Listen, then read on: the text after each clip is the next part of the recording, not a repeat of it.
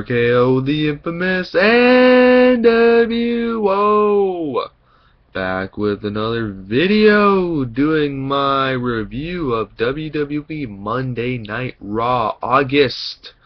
What day is it today? The 13th? Let's check my phone here. Today is the 13th of 2012. The Go Home show for WrestleMania, for SummerSlam, for the 25th anniversary of SummerSlam. So 3 years after WrestleMania, SummerSlam debuted. And what a show it was. There were a lot of ups and a lot of downs throughout the show. And let's get started where we began the show, where CM Punk versus Big Show to start off the show. It was a decent match, but Danielson ended up coming down and ended up chanting no, and went on commentary saying he deserves a championship match at SummerSlam, and then ends the match in DQ by attacking Punk. So CM Punk ends up winning by disqualification because he's the one that got attacked by Danielson, and Big Show is not happy, so elbows Danielson, and then Cena comes running down, starts beating up Big Show, and then throws out Big Show, throws out Danielson, and then Punk gets up and starts staring at Cena, which leads to AJ coming out and announcing that there will be a tag team match tonight between Danielson and Big Show versus CM Punk and John Cena. Then we get to a backstage segment of JTG complaining to Kaitlyn about not being on the 3-hour Raw, and recently JTG has been complaining on Twitter about how his WrestleMania pay to the world. AJ overhears this and says, "Go out to the ring and I'll get an opponent for you." And then AJ asks Kaitlyn if she was unstable, and Kaitlyn says, "I have many words for you, and unstable is not one of them," when she then gives her a okay look, and then a crazy look, and then walks away. Then we get a match between JTG versus Ryback, and with a new theme, Ryback. And Ryback obviously beats JTG. We then get a Roddy Piper and Shawn Michaels backstage back and forth. And later tonight, you get a vote for who wants to be on Piper's. You get a vote for who gets to be on Piper's Pit: Miz, Jericho, or Dolph Ziggler. Then we get a match between Heath Slater versus R-Truth. R-Truth pins Heath Slater. Then the Primetime Players ended up beating down R-Truth. Then we get a recap of Del Rio versus Sheamus, the feud that's been going on for the past many weeks, about 2 months now. And Booker T and the beatdown of Alberto Del Rio and his body and his cops on Sheamus on SmackDown, and Booker T canceling the SummerSlam match. And yeah, then we get a match between Tensai and Sin Cara, and Sin Cara gets a surprise victory over Tensai. So Tensai doing many jobs after beating not one but two superstars of John Cena and CM Punk. Chris Jericho is then voted with 52% to go on Piper's Pit. They interact with Piper, and Jericho is pretty funny, and then Vicky interrupts Piper by introducing Ziggler. Then all three of them interact. The Miz interrupts them, and then Jericho ends up knocking out Miz and Ziggler, and then tossing them both out of the ring. We then come back where a match has been announced between Jericho, Ziggler, and Miz right now.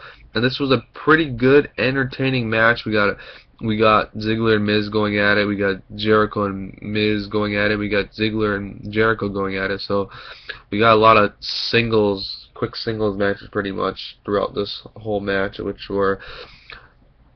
this match was actually a pretty good Raw match, and we ended up getting the finish where a lot of near falls towards the end, and Ziggler pins Chris Jericho, and I have this as an excellent match in my notes. We then go to a backstage segment where Eve is talking to Punk and how Cena's in the spotlight and he isn't, and pretty much Eve stirring up the heat between Punk and Cena. Then we got a backstage between Punk and Cena, and they're just talking about how Cena's like, "Oh, I guess you want to take the lead tonight for the tag team match," and they're just going back and forth and whatever. Then we get a Wade Barrett video package, a vignette, which is whatever, and a Divas match: Layla and Kaitlyn versus Beth and Eve, And all that happens is Kaitlyn gets a pin on Beth, and on SmackDown, Kaitlyn versus Eve, and the winner gets to be the assistant for Booker T. So I'm assuming that's going to be Eve.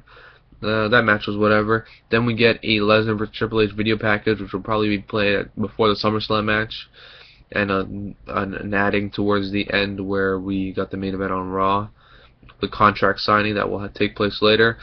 Then we got the tag team match, Big Show and Danielson versus Punk and Cena. There was a lot of interaction between Cena and Punk, tagging in and out each other. Danielson getting the beat up pretty much, and then Big Show coming in and beating up everyone, and Danielson coming back in and beating up Cena. Big Show then just sits down at the ringside, and CM Punk's mocking Cena by doing the 5 moves of doom, which he starts off with a hip toss, 5-knuckle shuffle, but then Cena tags in and does the horrible knee, and a horrible bulldog, probably one of the worst bulldogs I've ever seen. Then Punk leaves, and Cena gets the FU and Danielson and gets another pinfall victory on Bryan Danielson, which I was disappointed in. By the way, Bryan Danielson is super over. When he comes out, the crowd erupts, chanting yes or no. So even though you love him or hate him, he will get a reaction, and not just a reaction, a huge reaction. Danielson is a major player in the WWE in the near future. Then we have a Josh Matthews interviewing Punk about the match, and that was meaningless. And then they show Lesnar and Heyman backstage. Then we get a match between Damien, Sandow, and Christian. Surprisingly, the match was pretty decent. It was really short though. Brodus Clay ends up coming in and trying to distract Sandow, and Christian tries to get the roll-up, but Sandow kicks out. Sandow hits his finishing move and pins Christian. So even though Brodus Clay was distracting Sandow, he failed to do so, and Sandow ended up getting the pinfall victory. So Damien Sandow pins a former 2-time World Heavyweight Champion now. Then we get Shawn Michaels backstage encountering Brock Lesnar, and Shawn Michaels ends up backing off. Then we get a recap of last week between Lesnar, Triple H, and HBK, which leads to the contract signing. Lesnar and Heyman come out for the contract signing, hyping up Shawn Michaels. Heyman, even though Lesnar's facing Triple H and Shawn Michaels in his corner, Heyman's still calling Shawn Michaels one of the greatest wrestlers of all time. And even Triple H is not here, but Shawn Michaels is, and then Shawn Michaels interrupts Paul Heyman, and they go interact. And right before when Lesnar's about to attack HBK, Triple H comes out. Triple H says nothing and signs. No, what am I saying? Shawn Michaels comes out, says no words, and it looks like he's about to get attacked. And then after Triple H comes out and says no words, and then signs the contract, and Lesnar signs the contract, and Lesnar leaves.